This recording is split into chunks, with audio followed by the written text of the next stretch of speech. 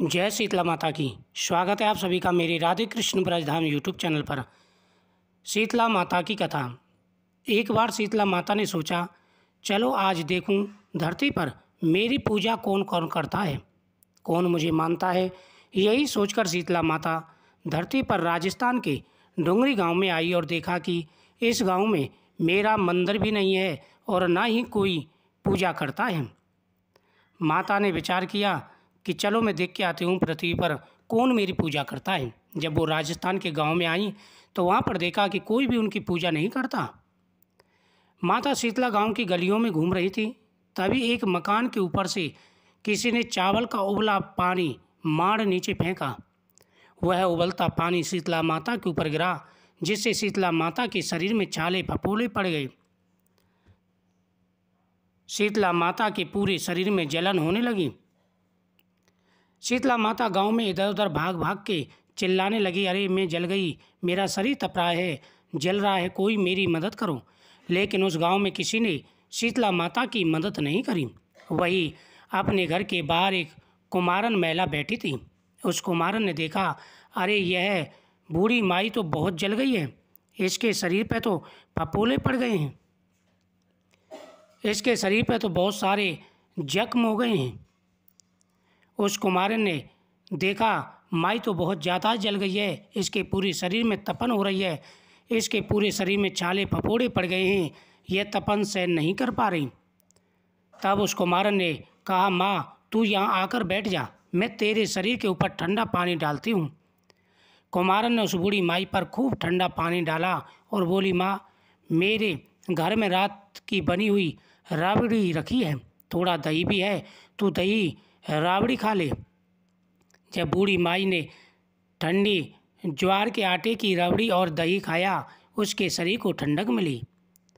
तब उस कुमारन ने कहा, माँ बैठ जा, मैं तेरे सिर के बाल संभाल देती हूँ, चोटी गूंथ देती हूँ। और कुमारन माई की चोटी गूंथने हेतु कंगी कांगनी वालों में करती रही। अचानक कुमारन की नज़र उस बूढ़ी माई के सिर के पीछे पड़ी तो कुमारन ने देखा कि एक आंख बालों के अंदर छुपी है। यह देख वह कुमारन डर के मारे घबरा कर भागने लगी। तभी उस बूढ़ी माई ने कहा, रुक जा बेटी, तू डर मत, मैं कोई भूत प्रेत नहीं, मैं शीतला देवी हूँ।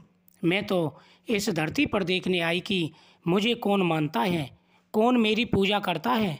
इतना कहकर माता चार भुजा वाली हीरे जवाहरात के आभूषण पहने, सर पर स्वर्ण मुकुट धारण किए हुए अपने असली रूप में प्रकट हो गई।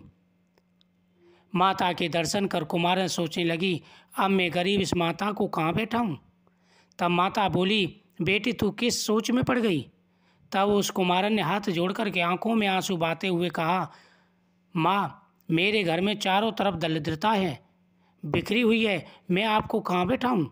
मेरे घर में ना तो चौकी है, ना बैठने का आसन है।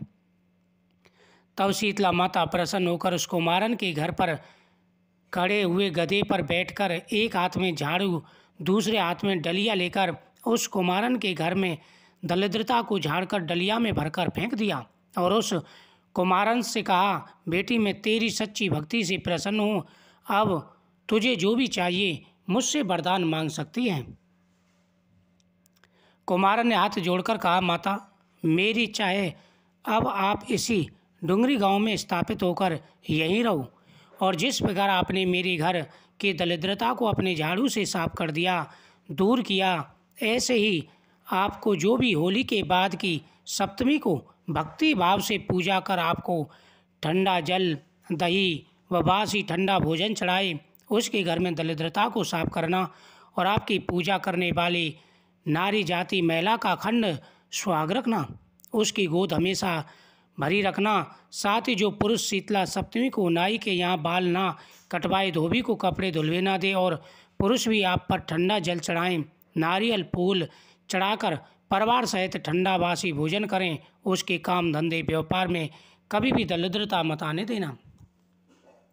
तब माता बोली, तथास्तु बेटी, जो तूने मुझसे मांगा है सब तुझे दूंगी। ये बेटी तुझे आशीर्वाद देती हूँ, मेरी पूजा का मुख्य अधिकार इस धरती पर सिर्फ कुमार जाति का ही होगा।